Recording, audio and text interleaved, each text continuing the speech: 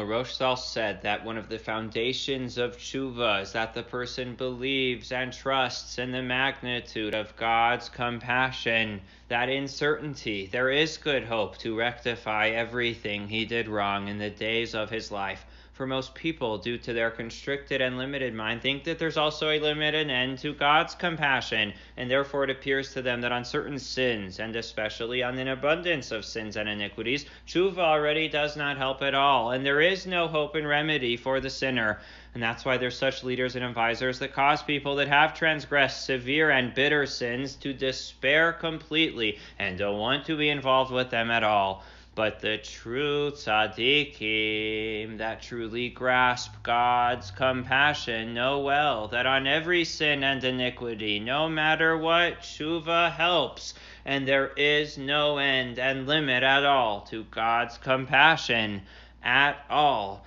and therefore they have the power to draw near all souls of Israel unto God, and to return everyone in complete tshuva, and never alienating or causing any sinner and criminal to despair. For in certainty there is good hope to rectify everything, if only the person will truly desire. And Roshsal mentioned a talk of Rabbeinu Zal in Sichos Saran, Siman Ayin Aleph, who said that although the Holy Zohar states that tshuva does not help on Pigam Habris, Rachmana Litzlan, but in absolute truth, tshuva helps on this too, even if one has sinned in this a great deal, chas v'shalom. And no one understands Pshat in the Zohar's words except for the Rebbe alone. And as Rav Nosson Zal explains in the Likutei Halachos, Orach Chaim Hilchos Tefillin Halacha Daled Daled, that this in itself is the person's test, that he's forced to hear that tshuva does not help on this sin, and they want to see from heaven what he will do then.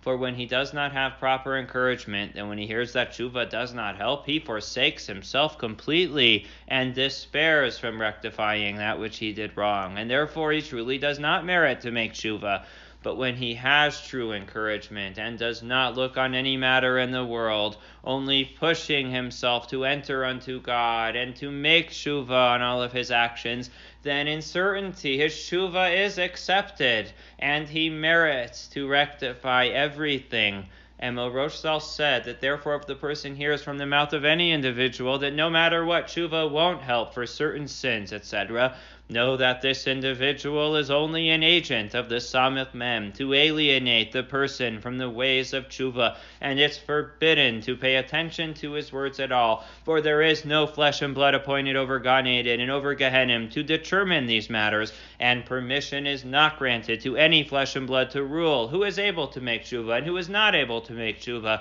for everything depends on God alone, and his compassion has no end and measure at all, and in certainty he receives all who return unto him.